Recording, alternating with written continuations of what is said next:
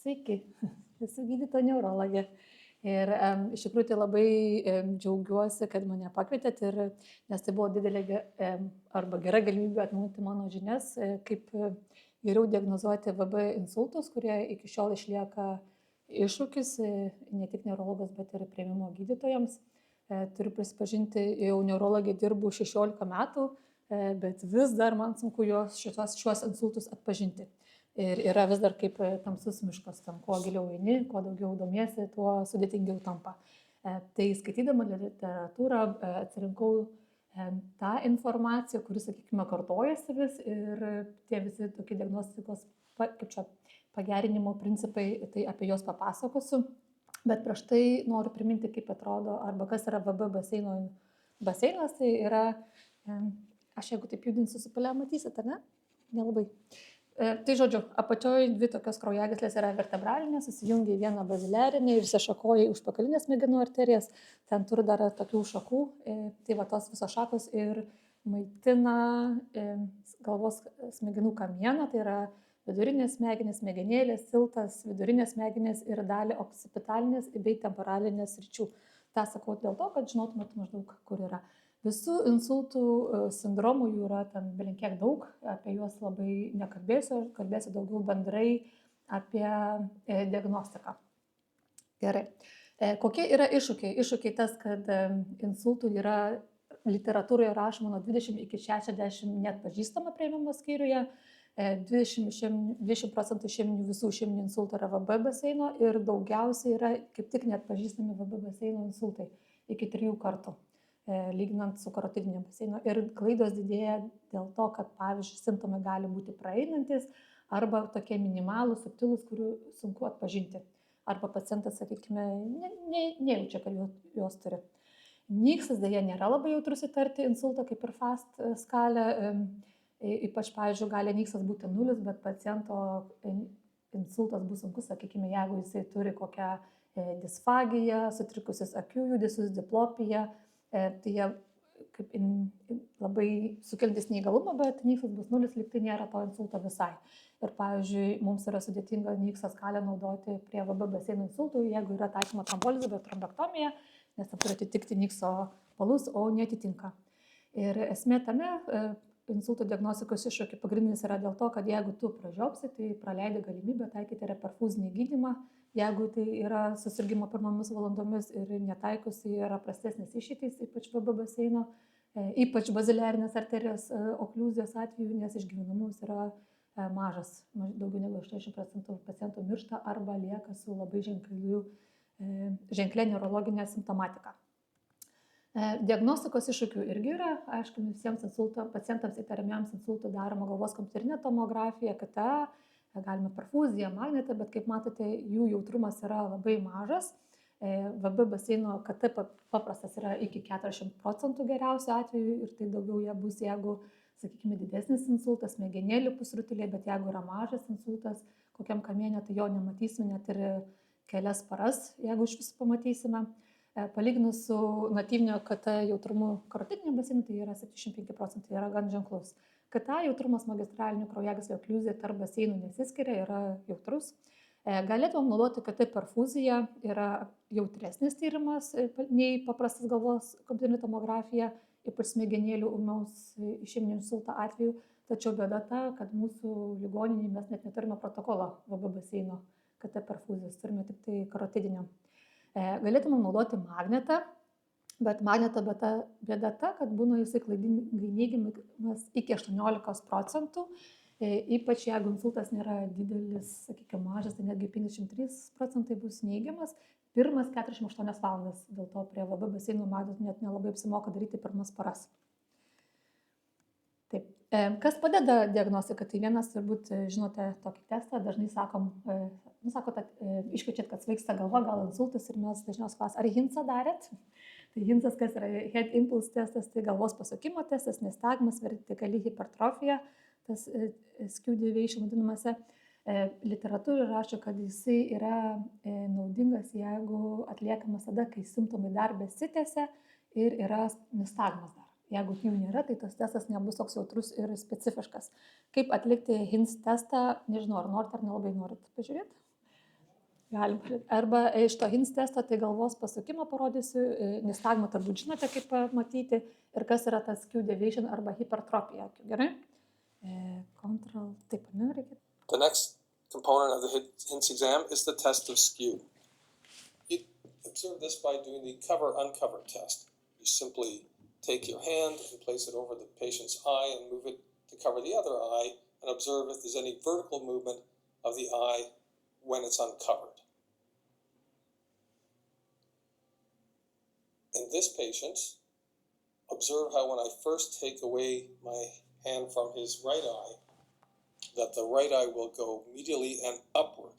And then when I take my hand away from the left eye, it goes medially and downward. It gets a little less as we go along, but there's definitely some vertical skew deviation, which is worrisome in the HINS exam. Upward and medially, downward and medially, upward again. So this abnormal vertical skew deviation is worrisome in the HINS exam. The head impulse test is a nerve problem. And if you have a nerve problem, you probably don't have a brain problem. So it's a little counterintuitive in that an abnormal finding is a good finding. In order to perform the head impulse test, hold onto their skull, have them look at your nose or the camera, and then move their head back and forth until you're assured that their neck muscles are relaxed, and then in a random fashion move their head briskly to the midline from maybe 20 degrees out. What you're looking for is an abnormal catch-up saccade, which I'll demonstrate shortly after this normal volunteer. So again, holding onto the skull, moving the head slowly to relax them, and then moving their head briskly to the center and looking for any abnormal movements. Her eyes remain completely fixed on the camera, and that's a normal thing, which in a normal person is good. If she had acute vertigo lasting hours and days in nystagmus, it would be bad. Here is an abnormal head impulse test. Notice how this man, initially you can see some nystagmus when he looks to the left beating nystagmus. Then when his head is turned to the right, you'll see the catch-up saccade. This is normal, that one. The next one will be the catch-up saccade. Did you see how there was a larger movement of the eye from the right to the back to the midline? That's an abnormal head impulse test, which is reassuring in the HINS exam because you're showing that he has a nerve problem, probably doesn't have a brain problem. Here's another. Viskas. Tai dabar žinosite, įtarėte insultą, KT ir HINS testas, jeigu yra galvos svaigimas. HINS testas yra naudingesnis, nei jeigu, kaip žinote, magnetas net. Dėl to, kad jo jautrumas yra 100%, specifiškumas iki 98%, jeigu vertigo galvos svaigimas trunka daugiau negu 24 valandas ir yra bent vienas kardiovaskulinis rizikos veiksnys. Yra, kaip minėjau, magnetas pirmas paras yra jautresnis, HINSas pirmas 48 valandas yra jautresnis negu magnetas, tai naudingiau yra padaryti. Ir išimtis būtų HINS testo bus klaidingai teigiamas prie smegenėlių apatinės arterijos insulto, nes būna klaidingai teigiamas, būna irgi teigiamas šitas testas akių pasukimo. HINS interpretavimas, kaip jau minėjo video, tai jeigu yra galvos pasukimo testas normalus, tai jau nėra labai gerai, jeigu yra besitęsiantis vertigo ir jeigu matote besikeičiančios krypties nystagmą arba hipertrofiją, tą skew deviation, tai irgi rodo, kad yra centrinės kilmės patologija. Tai jeigu tos matote, tai įtarkit insultą. Truputį atveju gerai, tokių lengvesnių. 36 metų pacientė gruodžio 23 dieną kreipėsi dėl to, kad naktį prabudusi dėl galvos svaigimo, stojosi, ženkliai sustiprėjo galvos svaigimas, pradėjo pykinti, vemti, 3 kartus vėmė, turbūt dažnai tokių atvejų būna, ar ne. Taip pat pradėjo skaudėti galvą dešinėje pusėje, lyg aptirpo kairė veido pusė. Ir galvos svaigimas yra susijęs su judesiu, pablogėja keičiant padėtį, ramiai gulint, užsimerkus kaip ir geriau yra ir vakar ten per tai buvo nemiegojusi. Ką nors įtarėt, ar kokių tyrimų norėtume daryti šitam atveju? Turbūt pirmiausia apžiūrėti reikėtų ligonį, ne? Tai apžiūrint viskas kaip ir nieko, išskyrus, kad akių judesiai nėra pakankamai geri, netveda pilnai akies į kairę ir žvilgsnis daugiau fiksuotas į dešinę pusę ir matomas nistagmas horizontalus į dešinę pusę. Visa kita neurologinės simptomatikos nėra. Kokias ligas galvotumėt? Jūsų diferencija? Nemiga? Bet dėl viso pikto, jins irgi buvo atliktas, tai buvo ryškus nistagmas į dešinę, bet kadangi visą laiką įtariame, kad gal ir čia insultas, tai atliekama KT, kraujo tyrimai, viskas normos ribose, pacientė palikta stebėjimu. Kaip dažniausiai mes neurologai ir prašysim, kur tokia minimali simptomatika nėra labai ryšku, norime stebėti per naktį, tai dėl to ant mūsų nepykit. Yra tam priežasčių, apie kurias papasakosiu vėliau. Tai neurologas apžiūrėtas jau ryte, normaliom valandom rytiniam. Tai dabar jau stebime, kad yra išryškėjęs Hornerio sindromas dešinėje. Horneris, primenu, yra ptozė, tai nusileidęs vokas, siauresnis vyzdys ir toks, kad atrodo kaip akis įdubusi, kur ne visą laiką gal matysis. Nistagmo nebėra, kitos židinės neurologinės simptomatikos nėra, išskyrus tai, kad nepaeina pacientė net ir prilaikoma, bet traktuota tuo metu, kad gal dėl to svaigulio nepaeina. Ką dabar turėtume mes daryti arba galvotumėm? Kadangi tas Horneris buvo, nepaeina, tai neurologai sako, gal pasiguldykime į skyrių, pasityrinėsim, pažiūrėsim, padėsim pacientai pasveikti. Tai esmė tame, kad jis paskui turėjo galvos magnetinį rezonansą. Pirmą dieną, kurio dėja vaizdų mes neturime, nes pasidarė privačiai, nes buvo ten tarpušventis ir reikėjo laukti. Tai vėliau mes pasidarėme magnetą, bet turėsit manim tikėti, jeigu, nesimato piliai. Jeigu matote, kur yra tas kamienas smegenų, pailgosios smegenys, toksai biški šviesesnis roželis dešiniai, matosi. Ir paskui kitam TEDų režime irgi tam pačiam kampe yra toksai biški šviesesnis kampelis, tai ten jai yra insultas pacientai buvo. Tai vat, toksai. Kokie yra dažniausi simptomai, kaip ir šiai pacientai buvo, tai yra galvos svaigimas, daugiau apie pusę pacientų juos skūsis.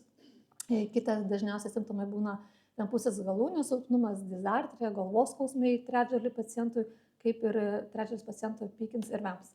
Tokie, kaip matote, šitie visi simptomai nėra labai specifiniai, kad sakytum, kad čia tikrai yra insultas. Tai kaip matote, dažniausiai tokie nelabai specifiniai, išskyrus jeigu yra silpnumas, dizartrija, tuomet jau galima daugiau pagalvoti. Taip pat. Apie galvos svaigimą. Tai galvos svaigimo, tai ten, nežinau, didžioji turbūt jūsų pacientų dalis priėmimo skyriuje kreipiasi dėl galvos svaigimo. Didžioji dalis, daugiau negu 25% nebus dėl insulto, bet 5% greičiausiai bus. Ir galvos svaigimas gali būti vienintelis izoliuotas simptomas. Kai mokiausi rezidentūroje visų tų diagnostikų, kur sakė, jeigu yra tik dizartrija arba tik galvos svaigimas, tai čia tikrai ne insultas. Bet dabar visa klinikinė patirtis ir literatūra rašo, kad čia yra klaidinga informacija ir mes neturėtum taip galvoti.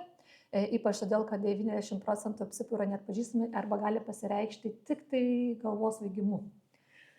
Prie VB baseino psipų yra tokia biškai skirtinga specifika nuo karotidinės baseino psipų, nes, kaip žinote, psipas karotidinė baseina dažniausiai trunka 10-15 minučių, o prie VB baseino tie psipai truks ilgiau.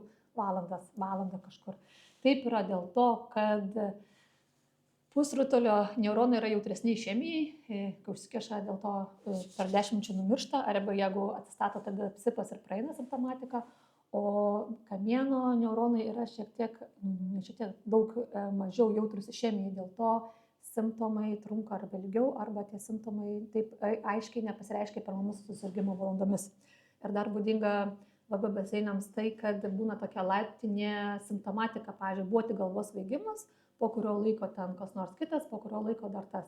Dėl to irgi turbūt pastebėt, kad kartais taip, žinai, kaip insultas VB, ne insultas, prašau stebėti, ten kas pusvalandį nueit patikrinti paciento, ar neišaiškėjo nauja simptomatika, būtent dėl VB baseinų, nes jie tokia laiptinė simptomatika yra.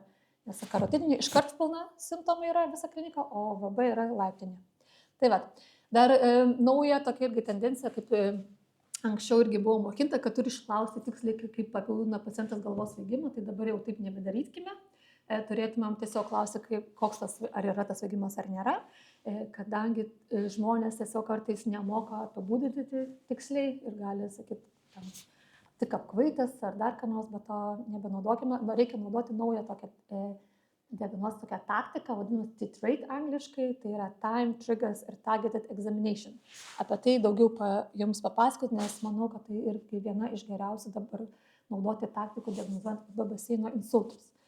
Tai timing tai reikia 2 klausimai ir vienas darbas, jums sako, kaip apžiūra, sakykime taip, timing, tai klausimai, timing yra, ar tai yra epizodinis galvos svaigimas, ar nuolatinis, kad pastoviai tęsiasi, epizodinis, kad užeina ir yra periodai, kai visai nėra galvos svaigimai, o nuolatinis gali būti nuolat, pastovus, intensyvus, arba nuolatinis, bet intensyvumas svyruoja. Ir tas svyravimas gali priklausyti nuo trigerių arba provokuojančių veiksnių, pavyzdžiui, kūno padėties keitimas ar galvos padėties pasukimas irgi tas, ar neprovokuoja. Dėl to, kad, pavyzdžiui, jeigu yra nuolatinis, net ir judant būna pablogėja, tai nereiškia, kad čia yra provokuotas, tiesiog, kad pablogina. O targeted examination, tai aš sakyčiau taip paprastai, pažiūrėk pacientui į akis, veidą ir dar patikrink koordinaciją. Tiek užtenka padaryti, kad galėtumėt savo palengvinti diagnozuoti insultą. Tai targeted examination tai reikėtų įsivertinti regos laukus, nes dažniausiai pacientai nesiskūs, kad nebemato kurios pusės, retas kuris gali skūstis, kad pavyzdžiui nelabai ryškiai mato, dažniausiai skūstis, kad tik vienoje akyje neryškiai matot, bet reikėtų patikrinti, ar to nėra abiejose akyse. Galviniai nervai tai irgi pirmiausia patikrinti akių judesius, ar nėra sutrikę, ar gerai atveda akis, ar nėra to nistagmų, diplopijos, smegenėlių, tai yra daugiausiai vertinti eiseną ir juosmens ataksiją, nežinau, ar žinot, tas yra, kai yra nestabilus juosmuo, net pacientas dėl ataksijos būna net negali atsisėsti, arba jeigu atsisėti, toks krypuoja ir turi laikytis. Tai reikia paprašyti paciento, jeigu negali atsistoti, kad bent atsisėstų ir nesilaikytų, ir tada žiūrėkit, ar išsėdė ar ne. Jeigu neišsėdė, tuomet tai reikia tarti, kad čia jau bus centrinės kilmės patologija. Tai irgi vienas iš mūsų kriterijų, kad mes guldom ligonius. Pagal tą titrate išsidiferencijuoja tokie 3 pagrindiniai galvos svaigimo sindromai. Tai gali būti spontaninis ūmus vestibulinis sindromas įvardina, kai staiga prasideda yra nuolat svaigsta galva ir blogėja judesių metu. Dažniausios yra 3 priežastys. Tai vestibulinis neuritas, insultas VB baseine arba išsėtinė sklerozė. Bet išsėtinė sklerozė bus mažiau negu 2% visų tų atvejų ūmus vestibulinių sindromų, tai reikia galvoti apie 2. Neuritas ar VB insultas.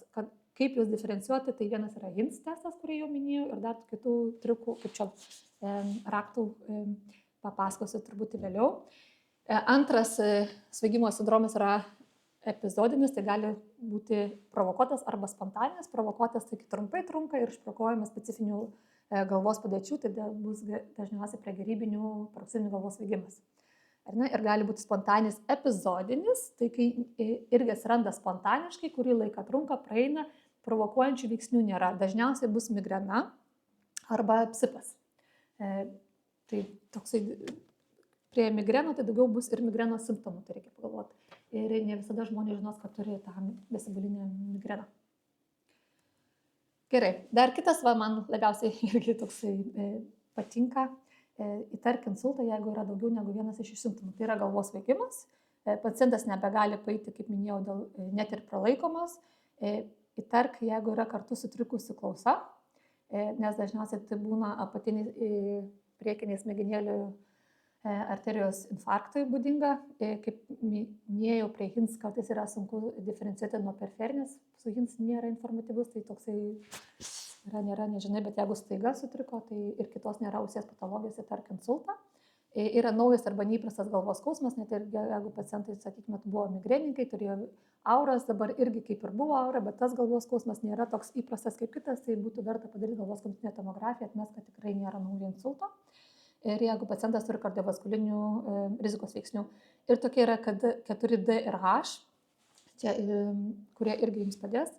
Tai vat, galvos svaigimas +1, tai yra 4D, jeigu yra naujai dvejinimasis, dizalterija, disfagija, distaksija, tai yra sutrikusi koordinacija, o H tai yra, jeigu yra žagsulys naujas su galvos svaigimu, yra Hornerio sindromas, hipertropitas vadinamas Q deviation ir koksai cheminis sindromas.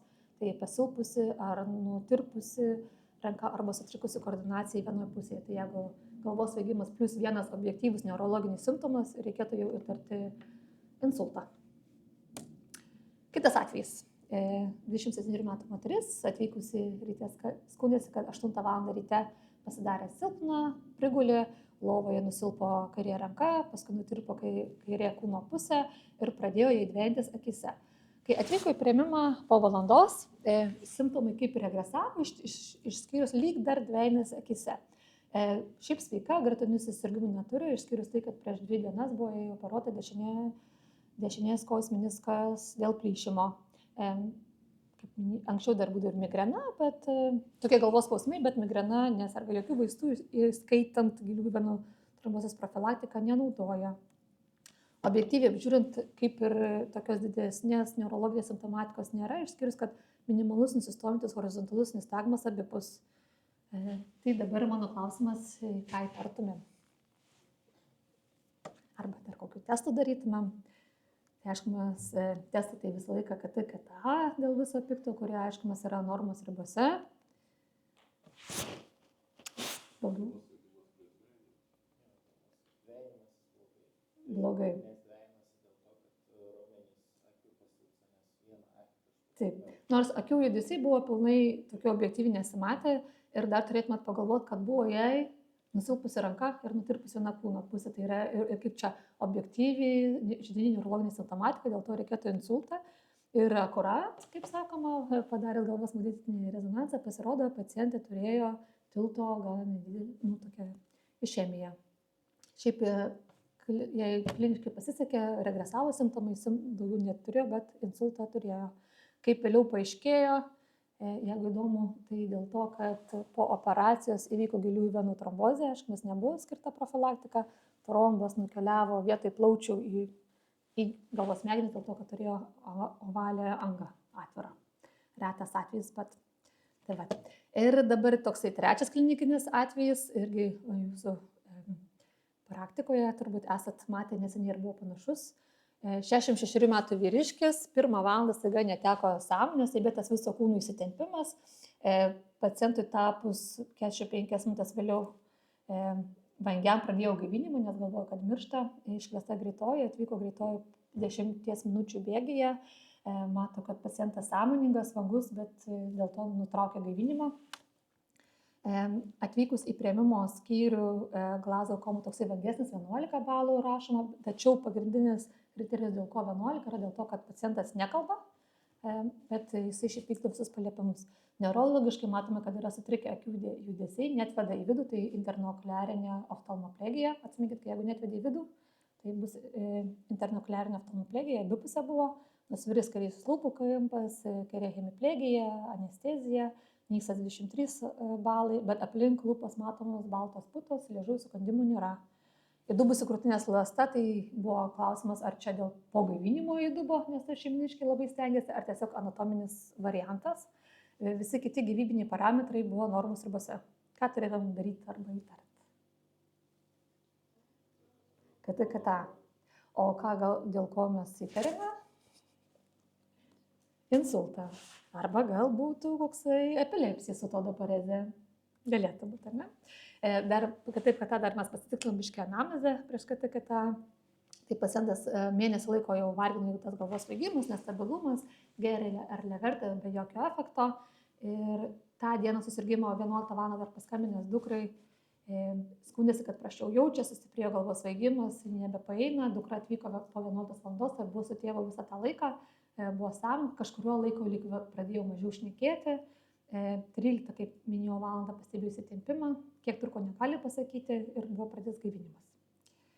Rūko anksčiau medikas nesikreipė, galvos kompiuterinė tomografija, kaip ir tikimės, normų jokių išeminių pakitimų nėra, bet atkreipti dėmesį tokį ryškesnį taškelį, kur yra bazalinė arterija, negaliu parodyti toksai taškiukas. Ir ten kitų matmenių irgi matau toks pailgas ryškus, tai yra baziliarinė arterija ryški. Tai yra hipertensinė arterija, yra vienas iš ženklas, kad galėtų būti trombozė, bet vyresniam amžiui būna, kad dėl aterosklerotinių pakitimų, tai sunku diferencijuoti, pasidaroma angiografija. Angiografijos vaizdai čia geriausias, bandžiau išrinkti, jie nėra labai ryškus, hipoperfuzija buvo tokia prastesnė, bet turėtumėt manim patikėti, kur matote vaizdas dešinėje, yra toksai ryškumas, paskui nėra ryškumo ir paskui vėl atsiranda ryškumas. Įsivaizduoti, kur baziliaris yra. neturiu stilė nejuda parodyti, tai ten visai yra užsikipšusi kraujagyslė. Klausimas, ką turėtumėm daryti tokiu pacientu? Trombolizuoti, netrombolizuoti, trombektomija? Trombolizuoti? Ne? Kodėl? O kada, nes taip, o kokia... Ne, tai jo, kaip jam pablogėjo 11 valandą, o jūs priėmime 3 valandą. Jo, tai tas yra pirmą trombolizuoti yra sudėtinga, nes jau vyksta apie mėnesį laiko, tai ką tu įimi kaip laiko ar tą vieną pablogėjimą, ar tą visą mėnesį. Kita būtų kontraindikacija, ypač ten ektaplazija, yra gaivinimas paskutinės 2 savaitės. Tai kaip ir... O traukuliai pagal, kur šiuo metu galiojantis, pagal SAM insulto gairės yra viena iš kontraindikacijų, bet ruošiamuose naujose, kaip ir visam pasaulyje, traukuliai nėra kontraindikacija. Net ir naujose insulto gairėse bus rekomenduojama, jeigu pirmą kartą įvyko traukulių priepuolis, po kurių atsirado vienpusės, sakykime, silpnumas arba galūnių parezė, plegija, tai yra verta trombolizuoti, nes tu nežinai, nes būna traukulius gali išprovokuoti ūmus insultas. Tai va, tai turėtų tokie būti pacientai ir nebėra kontraindikacija. Tai aš šito paciento netrombolizavome, bet atlikome trombektomiją. Išgyveno žmogus, turėjo deficitą dizarteriją, disfagiją ir parezė tik tai beliko jam. Tai pagerėjo ašmis su pasiekmėmis. Tai dėl ko dar tą atvejį parodžiau, nes norėjau pasakyti, kad kartais pamatinės arterijos okliuzija imituoja kaip traukulius. Būna iki 20-22% atvejų pacientai, kai užsikemša baziliarinė arterija. Ir būdingi tokie yra judesiai, dažniausiai bus toniniai rankų judesiai, kaip susilenkia rankos, tokios įsitempia. Gali būti cerebristinė, kai išsitiesia rankos kaip toninis judesys, ar ne? Gali būti kojų judesiai imituotis kaip ėjimą tokį kaip trūkčioje, sakykime, gali būti ritmingi liežuvio judesiai arba net aprašo, kai tokie kūno drebuliai, kai visas kūnas dreba, arba toks intermituojantis, arba pastovus. Aišku, diagnozė, ar tai yra epilepsinė būklė, ar nėra, apsunkina tai, kad gali būti sąmonės sutrikimas nuo įvairaus laipsnio. Tačiau, sakau, kai įtari, sakykime, insultą, visą laiką pažiūrėk pacientui į akis. Ir jeigu jis į tave žiūri, tai gal jis yra sąmoningas, net jeigu ir jam, sakykime, tie visi tokie trūkčiojimai yra. Jeigu yra epilepsinė būklė viso kūno traukuliai, tai visuomet yra prarandama sąmonė. O jeigu yra, sakykime, tik užsikimšusi baziliaris ir tokie imituojanti epilepsija simptomai, tai, žodžiu, pacientas yra sąmoningas. Tai tuomet, jeigu taip atvežė su traukuliais, bet jis į tave žiūri, galvok apie baziliarinės arterijos okliuziją, daryk skubiai kita. Gerai. Tai va, tiek ir dabar žinutė į namus. Tai tokia, kad vis dar yra iššūkis, nėra vieno gero testo, bet jūs turite tokius kaip Hinsas, titrai dabar ir galvos svaigimas +1. Tai tikiuosi, kad su šitais biškai lengviau orientuotis. Ačiū labai uždėmesi, atsiprašau, kad ilgai kalbėjau.